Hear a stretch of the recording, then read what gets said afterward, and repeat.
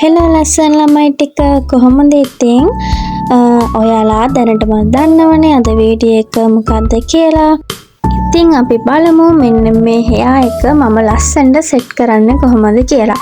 ඔය පේනවනේ ඉතින් ගන්න දෙයක් නැහැ. හොඳටම අවුල් වෙලා තියෙන්නේ. මම ඔය කොණ්ඩේ පීරලත් නැතුව තියෙන්නේ. පීරුවොත් එහෙම මීට හපා.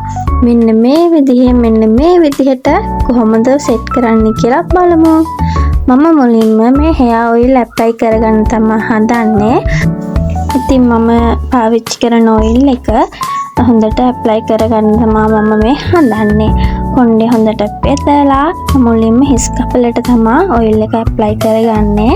ඊට පස්සේ හොඳ මසාජ් එකක් දෙන්න ඕනි. විනාඩි 20ක් විතර මසාජ් එකක් දෙන්න ඕනි. හිස් කබලට තමයි මුලින්ම hair එක හොඳට apply කරගන්න ඕනේ. ඉතින් කොටස් වලට බෙදලා වගේ oil එක හොඳට ගා ගන්න තමයි තියෙන්නේ.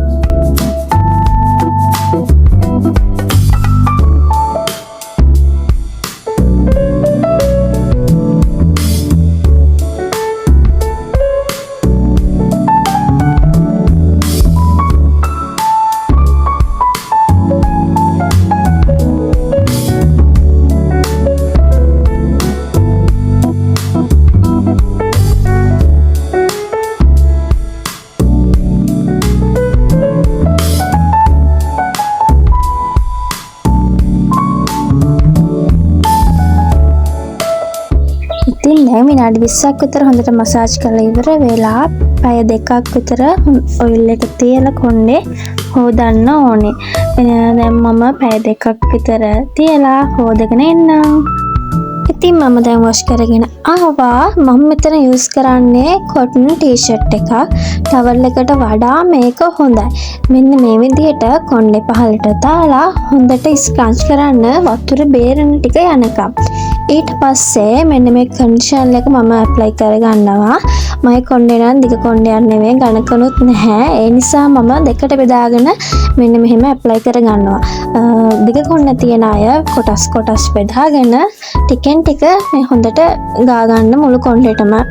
මේ කන්ඩිෂනර් එක ගාලා ආය මේ කොණ්ඩ සෝදන්නේ නැහැ. මේක ගාලා මෙහෙමම තියෙනවා.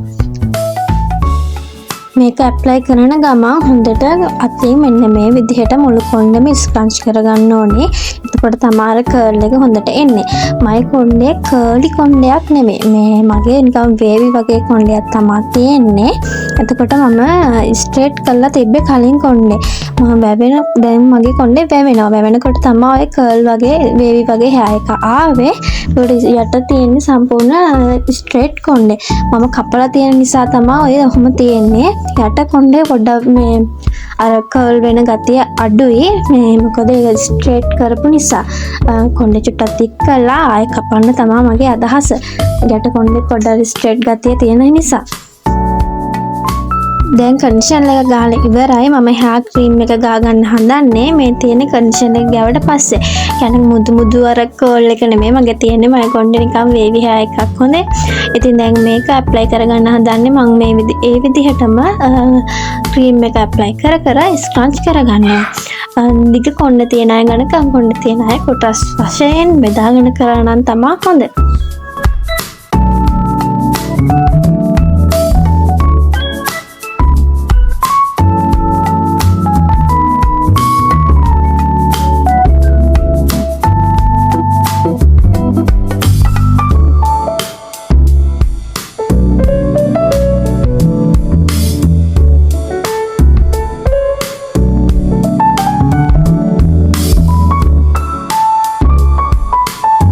ඉතින් දැන් මම ක්‍රීම් එක ඇප්ලයි කරගෙනත් ඉවරයි. දැන් තියෙන්නේ මෙන්න මේ විදිහට. මේක පොඩ්ඩක් වේලෙන්න තමයි හරියට පේන්නේ. ඉතින් මම වේරුණාට පස්සේ පෙන්නන්නම් කොහොමද තියෙන්නේ කියලා.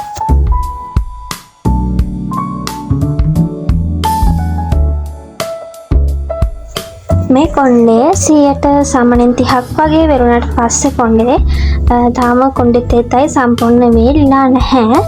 බලමු වෙරුණාට පස්සේ කොහොමද තියෙන්නේ කියලා.